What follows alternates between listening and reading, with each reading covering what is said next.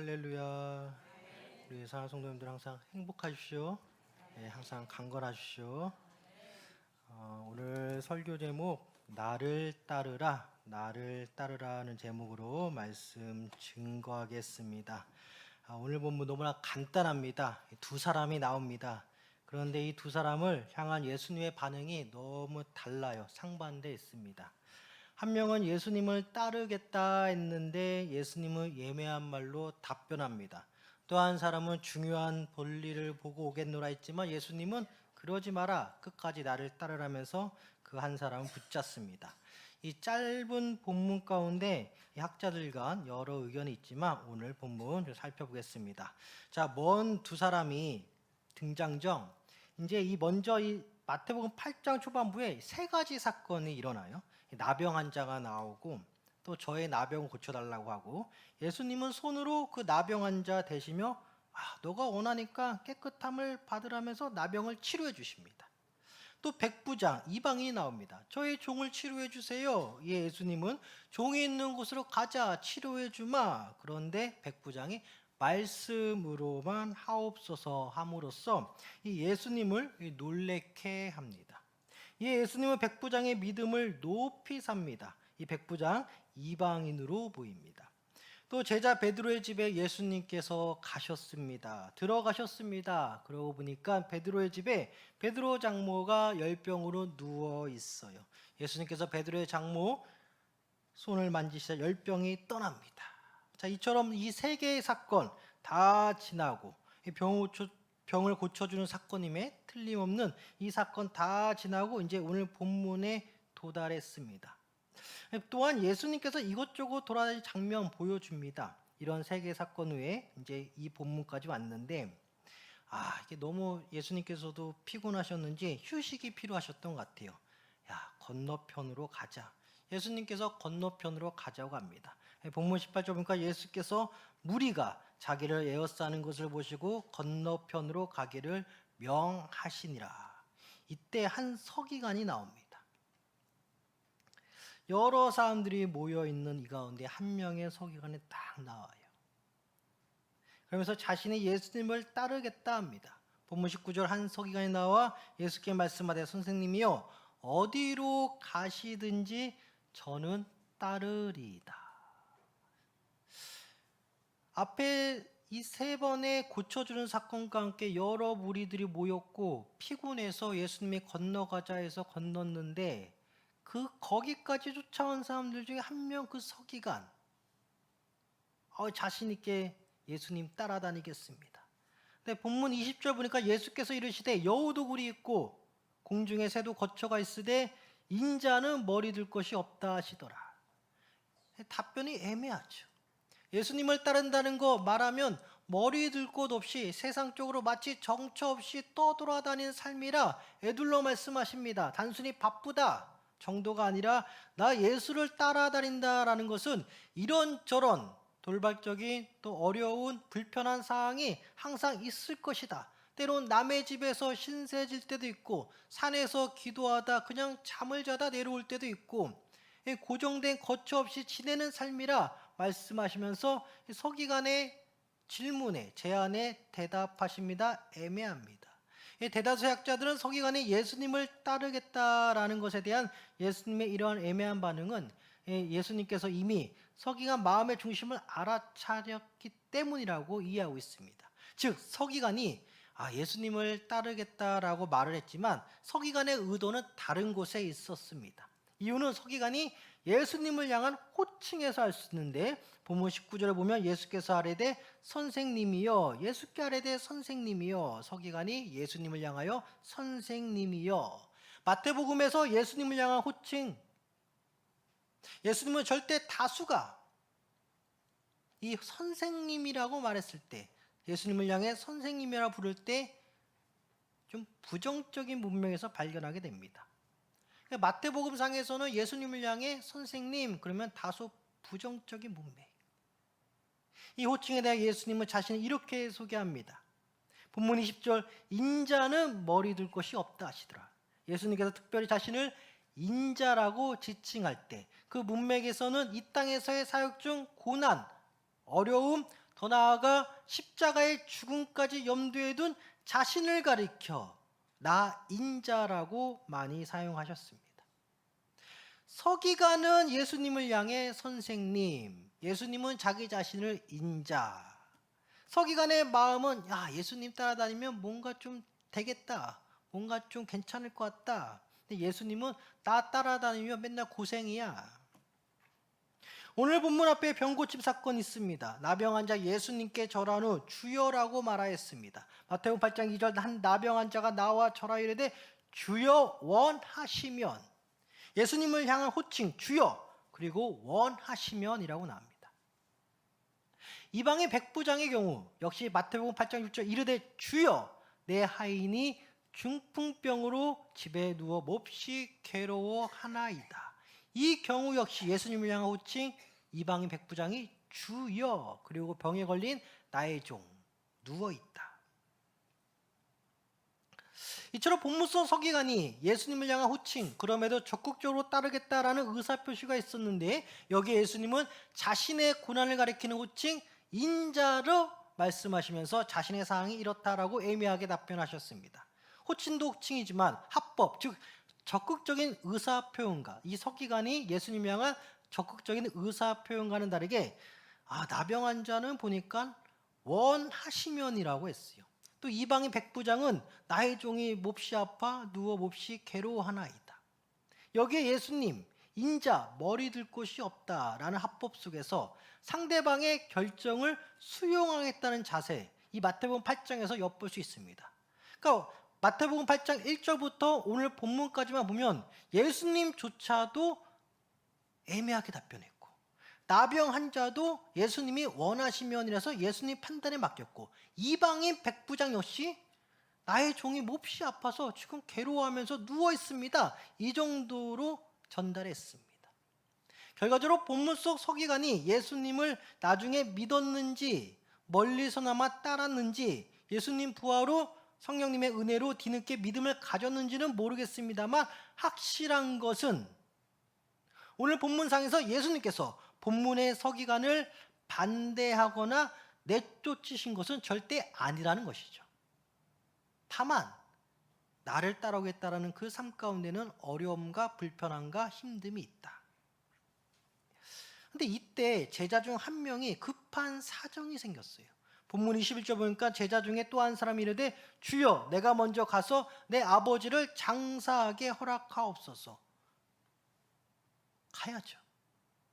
이 예수님은 제자된 우선순위와 먼저됨을 말씀하십니다. 오히려 본문 22절 예수께서 이르시되 죽은 자들이 그들의 죽은 자들을 장사하게 하고 너는 나를 따르라. 뜻밖입니다. 갔다 와 이래야 정상인데 예수님께서 아니야, 죽은 자들의 죽은 자를 장사하게 하고 너는 나를 따르라 했어요. 이 무명의 제자에게. 참 재미있는 것은 오늘 본문을 기록한 자 마태입니다. 마태는 다 아시는 것처럼 세관 공무원이었습니다. 이 자가 세관에 앉아 있는데 예수님께서 부르십니다. 이 장면이 본문 바로 뒷장 마태복음 9장 9절에 나옵니다. 예수께서 그곳을 떠나 지나가시다가 마태라는 사람이 세관에 앉아 있는 것을 보시고 이르시되 나를 따르라 하시니 이 마태가 일어나 따르니라. 자기 직장에 앉아 있었는데 예수님께서 너나 따라와, 예 따라가겠습니다 하고 따라온 거예요. 마태는 마태복음을 성령의 감동으로 기록하는 가운데 오늘 본문을 기록하고 다음 장의 자신 마태 역시 예수님께서 나를 따르라 부르신 제자였음을 기록하고 있습니다. 오늘 본문 속 제자 중 한 명도 그렇고 무명의 제자도 한 명 그렇고 마태 역시 다 예수님으로부터 요청받았습니다. 나를 따르라. 예수님께서는 합법 가운데 애매하게 말씀하셨다 보이신 경우도 극소수 있지만 자신의 제자로 자신의 사람으로 확 찍었으면 상대방을 요청할 때 확실히 말씀하셨습니다. 나를 따르라. 사랑하는 성도 여러분, 우리는 예수님으로 확실하게 부름을 받은 사람입니까? 아니면 아직도 나에게 애매하게 대답하시는 예수님을 쫓아다니고 계십니까? 확실합니까? 애매합니까? 주님이 확실히 나를 불렀냐 안 불렀냐? 애매하게 불렀냐 안 불렀냐? 아직도 주 예수 그리스도가 단지 그 옛날 모범적인 삶을 살았던 사람으로 인식하고 있습니까? 아니면 나의 죄를 위해 죽으시고 3일 만에 실질적으로 부활하신 나의 구원자 메시아로 믿고 있습니까? 우리에게 예수님은 선생님입니까? 아니면 주여입니까? 내가 간절히 기도하는 것에 확실히 응답해 주는 예수님이십니까? 아니면 나의 말이 간절하도 애매하게 일이 성사되고 있습니까? 마태복음 8장 오늘 본문의 기점으로 앞에 나오는 세 가지 사건 보시면 누구는 자신의 병낫기를 예수님께 판단 맡기는 장면, 주님이 원하시면 나의 나병 낫게 해주세요. 어떤 이방인은 현재 상황 그저 그대로 나의 종 한 명이 무척 아파 누워 있습니다. 이 정보 전달만 한 장면. 또 어떤 예수님의 직속제자 베드로죠. 미처 바빠서 자신이 모시고 있는 장모님 병간호할 수 없어 놓쳤습니다. 장모님 그냥 누워 있습니다. 이 모든 것을 예수께서 다 하시고 그냥 가서 해결해 주시는 은혜. 나병 환자는 주님께 예수님께 판단을 맡겼고 이방인 백부장은 자신의 종의 상태가 이렇다고만 말씀드렸고 베드로는 말도 못하고 예수님 쫓아다니다가 예수님께서 다 해결해 주셨어요. 오늘 본문 통하여 세 가지 살펴보겠습니다. 첫째, 인격적인 예수님이십니다. 어떤 제자가 부친의 장례식을 다녀오고자 이 무명의 제자 예수님께서 그때 막으셨어요. 장례식 자체를 막으시기보다는 먼저 해야 할 일이 있는 무명의 제자를 막으신 거죠. 즉 주님을 따르지만 집안 행사 중에서도 아주 중요한 장례식임에도 불구하고 본문 속 무명의 제자는 세상 일 혹은 사람 일에 더 신경 쓰는 사람이 아닌가, 아직까지는 그렇게 보여진다는 것이죠. 이 무명의 제자는 예수님을 따르지만 언제든지 뒤돌아설 위험이 있다는 것을 예수님이 아셨던 것 같습니다. 이를 처음부터 방지하고자 예수님은 장례식이라는, 특별히 부친의 장례식이라는 큰일 앞에서 다소 냉정하게 말씀하셨습니다. 정확히 말씀하셨습니다. 본문 22절. 죽은 자들이 그들의 죽은 자들 장사하게 하고 너는 나를 따르라 말씀하십니다. 그러고 보면 예수님은 자신들의 제자를 항상 먼저 부르셨습니다. 마태도 마찬가지였고 먼저 부르셨기에 하늘 위에 먼저 된 일을 우리에게 요구하시는 것은 당연하다 이해됩니다. 본문 사건과 비교되는 것이 엘리야와 엘리사의 만남입니다. 비교되는 이유는 오늘 본문을 누가복음 9장에서도 기록하고 있는데 누가복음 9장에서는 한 명의 사람이 오늘 본문 뒤로 더 나옵니다. 예수를 주여라고 부르면서 자기로 하여금 먼저 가족과 작별 인사를 하고 와도 되냐고 묻는 장면이 나옵니다. 여기에 예수님은 누가복음 9장에서 손에 쟁기를 잡은 자가 뒤로 돌아보는 것이 하나님 나라에 합당하지 않다. 근데 비교컨대 열왕기상 19장 마지막 사건은 엘리야와 엘리사 만남 장면이 나옵니다. 엘리사는 엘리야에게 청합니다. 이제 내가 당신을 쫓아다닐 건데 당신을 진짜 그냥 붙잡고 다닐 건데 나 부모님과 함께 마지막 인사하고 오겠노라. 이에 엘리야는 돌아가라 합니다. 이에 엘리야는 자신의 소를 잡아 정말 엘리사는 소를 잡아서 백성들에게 먹게 하고 다시 엘리야를 따라가죠.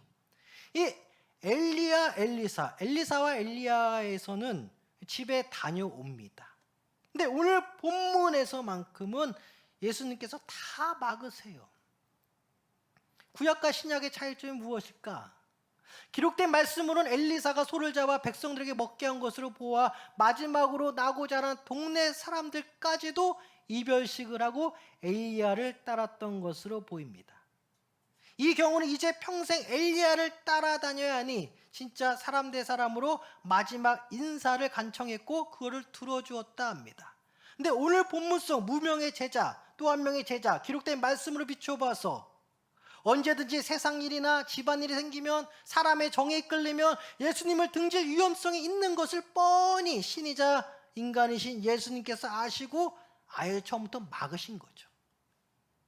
그러니 인간 엘리야가 인간 엘리사를 대한 것과 신이자 인간으로서 완벽한 인간이자 완벽한 신으로서 예수님이 직접 부른 제자하고의 상황과는 다르다는 것이죠. 또 어떤 사람이 주여라고 말했지만 주변에 여러 무리와 몇 명의 제자들이 있는 상황과 다 보는 눈이 있습니다. 또 엘리야와 엘리사는 단둘이 있는 상황, 현실적으로 차이가 있었습니다. 더기에 엘리야와 엘리사 시대에는 왕들이 바뀔 때마다, 즉 믿음의 왕이 통치할 때, 또 믿음과 거리가 먼 왕이 통치할 때 상황이 막 달라지는 시절이었어요. 왕이 누가 되냐? 하지만 예수님 시절은 이스라엘 유대교 사회 안에서 예수님을 쫓아다닌다는 것은 곧 가족과 사회와의 단절을 의미합니다. 유대교에서 출교당한 것은 물론이요, 가정에서도, 가족에서도, 사회에서도 그냥 다 단절되는 거예요. 이런 무거운 시대에 예수님은 본인이 직접 부른 제자들을 향해서 이름이 있던, 이름이 기록됐던, 이름이 기록되지 않았던 간에 그 제자들을 한 명 한 명 다 막습니다. 나를 붙잡아라, 나를 따르라. 그러니까 시대적인 차이도 있었다는 것이죠.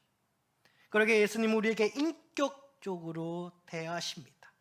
지금의 시대는 뭐 예수 믿는다요, 교회 다닌다요, 뭐 옛날에 좀 그런 경우 있었지만 뭐 사회와 가족 간의 단절이 되는 시대는 좀 아닌 것 같습니다. 많이 좀 지나갔습니다.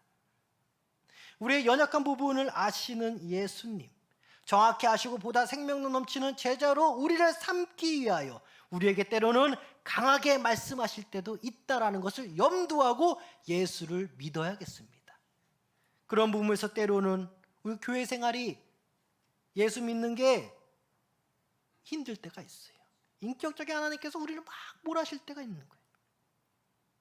그러나 먼저 나를 부르신 예수님이시기에 때로는 우리를 쉬게도 하시고, 때로는 우리를 막 강하게 몰아치기도 하시고, 때로는 우리에게 막 책망하시고, 우리에게 말씀으로 위로하시고, 우리에게 이렇게 저렇게 그때그때마다 피할 길을 주신 예수님, 그때그때마다 은혜를 주시기 위해 우리를 막 땀 흘리게 하신 예수님, 교회에 하루 종일 묶어둘 때도 있고, 때로는 우리를 잠시 쉬게 할 때도 있고, 이런 인격적인 예수님 끝까지 붙잡으시길 간절히 소망합니다.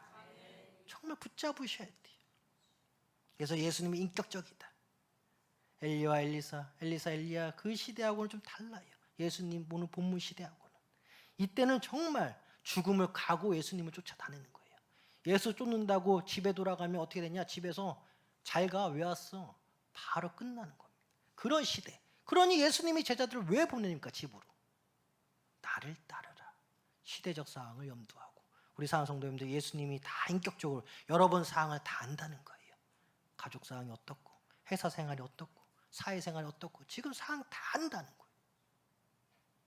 자, 둘째, 예수님께 먼저 판단을 맡기자입니다. 자, 오늘 본문 속 서기가 예수님을 향해 선생님이요 주여라고 하지 않고 선생님이요 하면서 막 따르고자 합니다. 이 마음은 참 강해요. 근데 여기에는 서기관의 인간적인 판단이 먼저 기인한 것으로 보입니다. 그러니 예수님의 대답은 인간적 판단에 대하여 애매한 답변으로 말씀하셨어요. 인간적으로 강하게 오는 서기관, 나에게 주여가 아닌 선생님이라고 부르면서 오는 서기관에게 애매하게 말씀하셨습니다. 나는 누울 데도 없어. 그러나 본문 속 무명의 제자 향한 단호한 태도, 그리고 나병 환자를 고쳐주신 데 있어서 병 낫는 것에 대하여 주님께 판단을 맡겼던 사건 속 병이 나은 것, 이방인 백부장 자신의 종 상태만 정보 전달하고 예수님의 걸음을 막으며 주여 말씀으로도 충분합니다, 믿음으로 가득 찬 모습. 그리고 베드로가 말도 꺼내지 못했어요. 바빠서. 이렇게 저렇게 베드로 집에 왔는데, 이렇게 온 거 보니까 평소에도 베드로 집에 오셨던 것 같아요. 근데 알아서 베드로 집에 누워있는 그 열병 걸린 장모를 예수님께서 고쳐주십니다. 예수님을 향한 믿음이 확실한데 우리가 때로는 소극적이지도 못해서 예수님으로부터 헷갈리게 할 만큼 우리가 기도를 좀 뒤로 빠지게끔 할 때가 있어요. 애매하게 할 때가 있어요. 근데 주님은 우리에게 확실히 해준다라는 거예요. 우리의 행동이 애매할 때도, 우리의 기도가 애매할 때도, 우리의 언행이 소극적일 때도 주님은 확실히 해준다라는 거예요. 나병 환자가 주님이 원하시면 그 속마음을 고쳐달라는 건데, 말로는 그냥 예수님께 주님이 원하시면. 이방인 백부장이 나의 종이 참 누워있습니다. 아꼈던 종이었던 것 같아요. 그 당시 그런 상황이면은 다른 사람 찾기 마련인데 이 누운 종을 그냥 예수님께 정보 전달하는데 예수님께서 가자고 하니까 말씀으로만 하시옵소서. 다 믿음이 있죠. 베드로 말할 것도 없죠. 너무 바빴나 봐요. 베드로가 항상 마음 저 구석에는 아픈 장모 항상 마음에 있는데 그걸 다 아시고 예수님께서 친히 찾아오셔서 아픈 장모 이렇게 고쳐주시고 우리의 삶이 이렇습니다. 누구에게도 말 못하는 거 다 주님께 말할 수 있다고 하는데 주님께도 말 못하는 게 있어요. 기도는 하는데 먼 구석 가운데 계속 걸리는 게 있고 우리 언행이 우리의 기도가 애매하단 말이에요. 우리 모습이 애매하다는 거예요. 교회에서 열심히 하는 것 같은데 나는 정말 내 열심히 하고 있는가 애매해. 내가 나를 볼 때 애매할 때가 있다라는 거예요. 근데 하나님께서는 여러분들에게 확실함으로 보답해 주신다라는 것입니다. 이렇게 기도하는 게 맞는지 저렇게 기도하기 맞는지 하루에도 수십 번 사람 마음에 왔다 갔다 하면서 새벽마다 기도할 때 밤마다 기도할 때 뭐 어떻게 기도할 때마다 그 기도 내용이 조금씩 바뀌면서도 응답은 확실해 주신다. 그렇다면 내가 애매하게 기도할지언정 내 마음 가운데 뭔가 확실한 기도 내용이 잘 오지 않더라도 먼저 판단을 맡게끔 나의 기도를 어쨌든 드리는 것이 좋습니다. 저의 마음과 생각 이런데 주님 뜻대로 해주세요. 주의 판단이 먼저라는 믿음의 기도가 중요합니다. 먼저 그의 나라와 그의 의를 구하라 말씀하셨습니다. 그러니 기도할 때 역시 주기도문처럼 하늘의 뜻이 이 땅에 이루어져야 하기에 먼저 하늘의 뜻대로 이루어지기를 간구하는 것. 주여 뜻대로 되게 하여 주시옵소서. 주님 뜻대로 되길 원합니다. 믿음의 사람 제자의 기도 중 하나입니다. 우리가 애매한 마음으로 애매하게 기도해도 확실하게 응답하시는 삼위일체 하나님, 이 하나님 만나는 경험이 중요합니다. 나병 자처럼 이방인 백부장처럼 베드로처럼. 그런데 반대로 서기관은 선생님 하면서 막 달라붙으라니까 예수님께서 애매하게 난 잘 데도 없어. 예수님은 자기가 택하고 자기가 부른 자에게 확실하게 응답해 주십니다. 그 사람이 애매하게 언행을 해도 애매하게 기도를 해도 애매하게 교회 생활을 해도 확실하게 택함 받은 사람이라면 확실하게 응답해 주시는 거예요.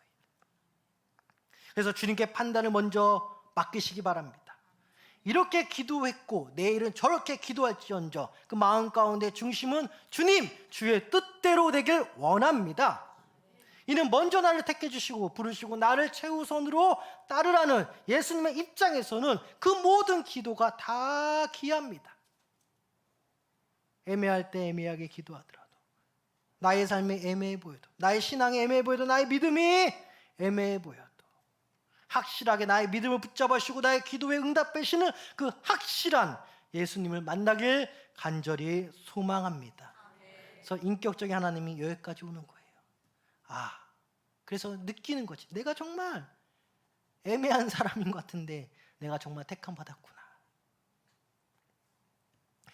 마지막 셋째, 예수님께 살아있는 자로 인정받자입니다. 주님께 인정받아야 합니다. 죽은 자의 일은 죽은 자들에게 맡기고 너는 나를 따르라. 무명의 제자가 들었어요. 너 어차피 집에 가봤자 가족들 형제들에게 버림받아.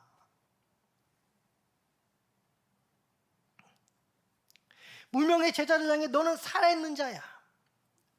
예수님께 살아있는 자라 부름받은 우리는 여러 성장통 가운데 한 가지 성장통이 있는데 그것은 우리의 속마음이 들킬 때입니다. 주님은 다 아시죠? 오늘 본문 속 무명의 제자는 틈을 노린 것 같아요. 어떤 서기관에 대한 예수님의 태도가 저렇게 애매하니 저런 답변이 애매하니 이 틈을 나도 이 제자들 무리 가운데서도 이탈해보고자 혹은 좀 늦게 와보자 하는 마음이 있었던 것으로 보입니다. 너무 불편하니까 잘 데도 없고. 베드로는 예수님께서 자신의 장모님을 치료해 주셨지만 결국 예수님을 3번 부인했습니다. 그 은혜가 있는데 3번 부인했어요. 이 역시 예수님이 미리 알고 계셨습니다. 사람은 믿음이 있다 하지만 틈이 보일 때 다른 길로 셀 수도 있습니다. 베드로가 그랬고 오늘 무명의 제자가 그런 틈을 좀 노렸던 것 같습니다. 구약의 요나 역시 그랬습니다. 물론 한결같은 사람도 있습니다. 사도 바울입니다. 대신 사도 바울에게는 사탄의 가시를 씌워주셨습니다. 어디든 못 가게. 믿음 있는 자가 때론 나의 마음을 주님께 들킬 때가 있는데, 이때 믿음으로 고백하시길 바랍니다. 내가 진짜 하나님의 택한 사람이구나. 내 마음이 들킬 때, 어느 누구에 말하지 않았지만 내 마음이 들킬 때 나는 정말 택함 받은 사람이라 증명되는 거예요. 예수님 분명히 말씀하셨습니다. 분명히 숨 쉬며 멀쩡히 살아있는 자들 중 죽은 자가 있다. 그 사람으로 하여금 죽은 자들을 처리를 하라. 사람의 눈으로 모릅니다. 다 숨 쉬고 있으니. 그러나 주님은 아십니다. 그럼에도 누가 주님께 살아있는 자로 인정받는 자일까? 내 속마음이 주님께 들킴받으면 나는 살아있는 자. 물론 내용이 조금 창피한 내용일 수도 있고 조금 부담스러운 내용일 수도 있지만 내 마음이 들켰다면 그는 하나님으로부터 택함받은 자요 살아있는 자입니다. 이유는 주님이 내 마음을 다 살펴보고 있기 때문입니다.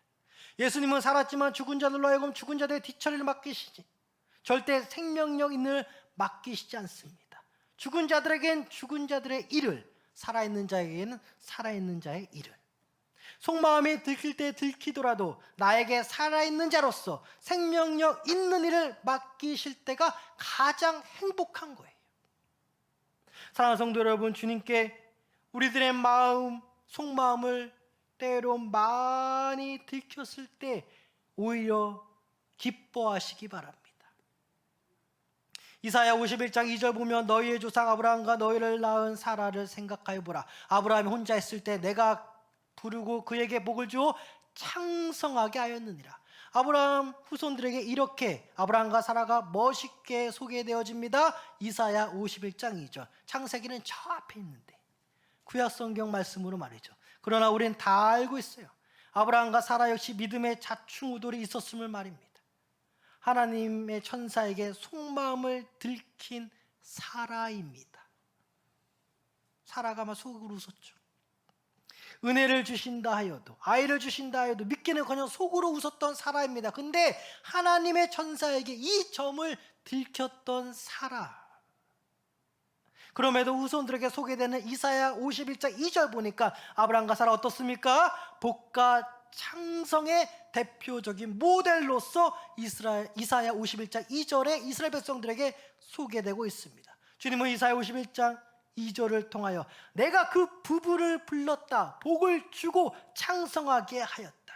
내 마음이 들킬 때 나는 살아있는 자요 하나님께 택함 받은 자요 나로 불러서 하나님께서 나를 불렀기 때문에 후손들에게 내가 어떻게 소개되냐?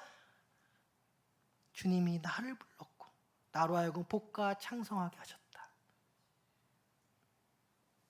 처음은 미약하였으나 끝은 창대하리라. 사라가 속마음을 들켰어요. 그러나 소개되기로는 그로 하여금 복과 창성하게 내가 그 부부를 불렀다. 우리 사랑하는 성도 여러분, 나의 속마음 들킬 때 기뻐하시기 바랍니다. 조금 민망하고 조금 부담스럽고 조금 창피하더라도 삼위일체 하나님 앞에서 하늘 앞에서 그러나 유축되는 것이 아니라 기뻐하라. 주님, 제가 정말 주님께 택함 받은 사람이군요. 나로 하여금 주님 복과 창성함을 더하여 주옵소서. 내가 주님께 속한 자구나. 내 마음이 들켰으니 나는 정말 감사하다. 그래서 나의 속마음 들킬 때 우리 상성도님도 기뻐하시기 바랍니다. 인격적인 예수님께서 먼저 판단하시고 나의 속마음을 살피시는 거예요. 내가 이렇게 저렇게 믿음으로 막 어려울 때도 주님이 인격적으로 내가 다 안다. 그러니 나를 따르라. 다 아시는 거예요. 애매하게 기도해도 다 아시는 거고 애매하게 말을 못해도 다 아시는 거예요. 베드로의 장모 다 고치잖아요. 그러면서 내가 때로는 성령 충만하여 나의 판단을 하나님께 맡기면서 막 열심히 기도합니다. 하나님은 그 기도 기뻐 받아주시는 거예요. 주님, 주의 뜻대로 되기 원합니다.